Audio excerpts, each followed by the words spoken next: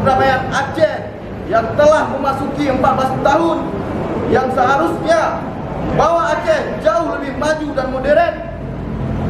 Kan tetapi cita-cita tersebut dirampas dikala Nova Iriansyah menjabat sebagai Gubernur Aceh dalam 3 tahun terakhir.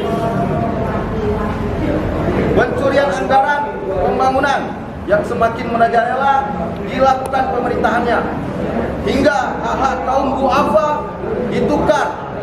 ditukar gulingkan dengan alasan-alasan yang tidak jelas. Banyaknya kejahatan anggaran dilakukan di bawah pemerintahan Nova Iriansyah sebagai Gubernur Aceh, khususnya tahun anggaran 2020. Hal ini berdasarkan temuan-temuan oleh BPKRI Perwakilan Aceh. Dari temuan anggaran pembangunan yang fiktif hingga penggunaan anggaran yang tidak berdasarkan aturan perundang-undangan.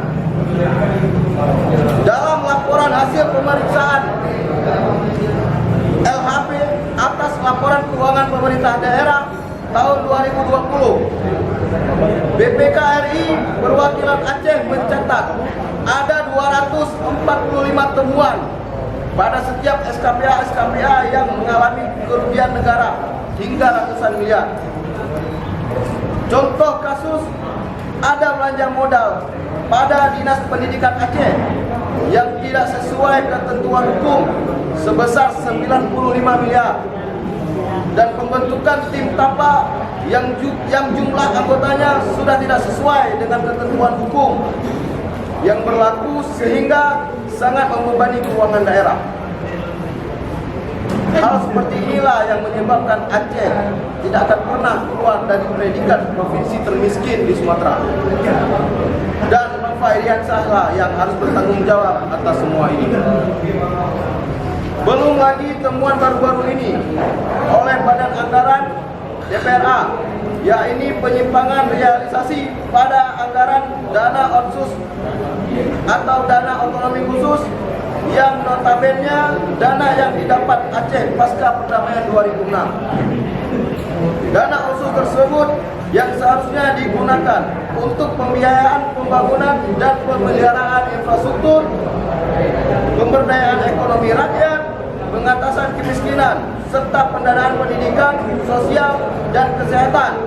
Akan tetapi di bawah pemerintahan Nova Iriansyah, penggunaan dana tersebut untuk membeli fasilitas-fasilitas pejabat seperti mobil dinas dan fasilitas aparatur lainnya, seperti fasilitas penunjang lainnya yang angkanya mencapai miliaran rupiah. Kejahatan anggaran seperti tersebut di atas dilakukan pemerintah Aceh saat ini begitu terbuka di kala kondisi pandemi COVID-19 yang mengakibatkan nilai transaksi di tengah masyarakat menurun dengan mempertaruhkan ekonomi masyarakat kalangan bawah. Seharusnya Nova Iriansyah sebagai Gubernur Aceh memanfaatkan anggaran pembangunan tersebut untuk pemulihan ekonomi masyarakat di tengah pandemi dengan skema-skema yang telah ditetapkan oleh pemerintah pusat, bukan bermain drama untuk memperkaya diri. Berdasarkan uraian tersebut di atas, maka kami dari Front Pemuda Kota dengan ini menyatakan sikap sebagai berikut. 1. Meminta Nova Iriansyah untuk segera mundur sebagai Gubernur Aceh karena gagal dalam menjalankan tugas dan fungsinya.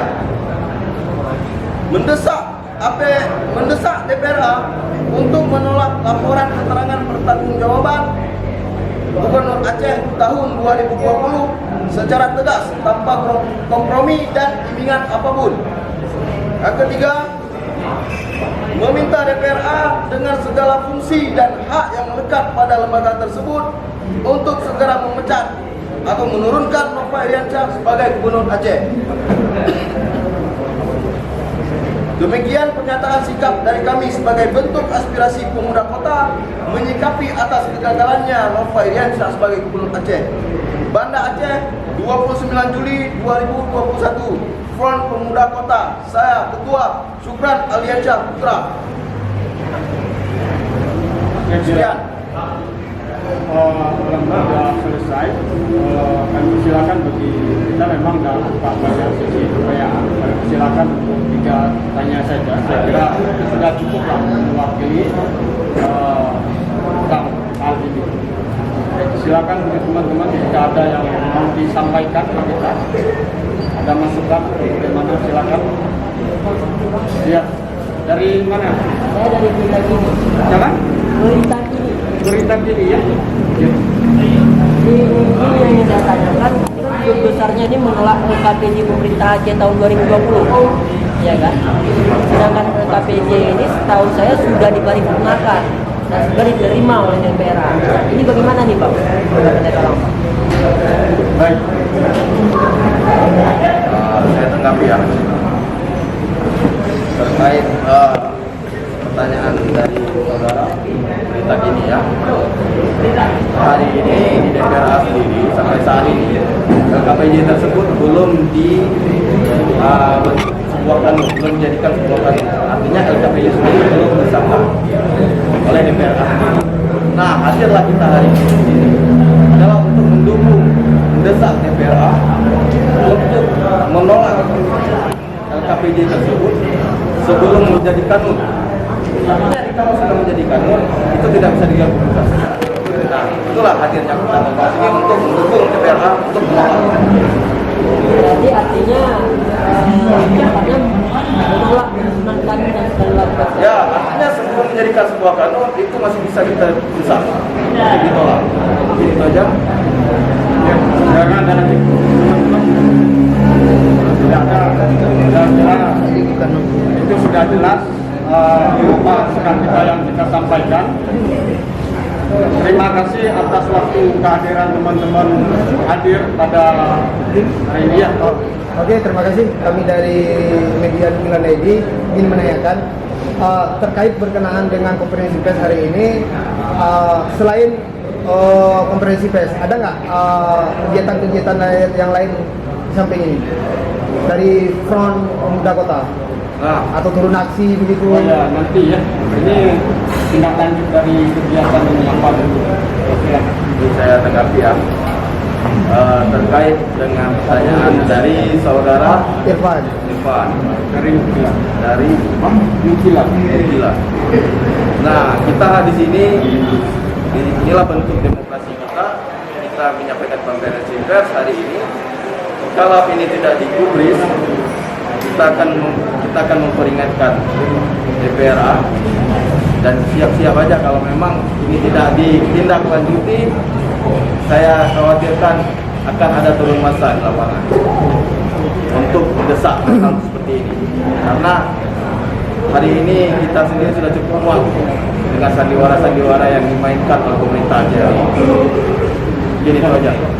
Kapan itu akan dilaksanakan? Kita lihat kondisi. Oke. Nah, memang tidak tanggapi, kita tindak lanjuti di jalan. Ini kan LKPJ ini kan sudah selesai ini. LKPJ, laporan LKPJ ini sudah selesai, dibahas oleh DPR. Habis itu sudah dibentuk lagi tim LHP PPK, sudah selesai juga. Dari pemerintah ada yang program-program yang terkendala sudah selesai juga, ada yang dikembalikan ataupun ada yang sudah dibereskan lah oleh pemerintah Aceh. Nah, kenapa ini bisa muncul gitu dari FPK sendiri tentang LKPJ ini? Gini, saya tanggapi ya. LKPJ belum selesai. LKPJ 2020 belum selesai. Artinya apa? Butuh waktu 30 hari untuk menyelesaikan permasalahan ini. Nah, hari ini yang kita ketahui LKPJ tersebut sendiri belum dibuat dalam bentuk kanun. Nah, kalau sudah dijadikan kanun, sudah disahkan, baru bisa. Tapi hari ini belum dilaksanakan itu. Jadi kanun dari LKPJ menjadi kanun. Nah, inilah tindak lanjut daripada kita sendiri. Kita menolak dengan tegas karena penyelewengan anggaran yang luar biasa dilakukan oleh pemerintah Aceh. Di saat masyarakat Aceh sedang susah, sempat-sempatnya mereka memanfaatkan itu. Ini itu aja. Salah satu contoh penyelewengannya yang real, yang pendapatan. Yang real. Bentar ya. Oke.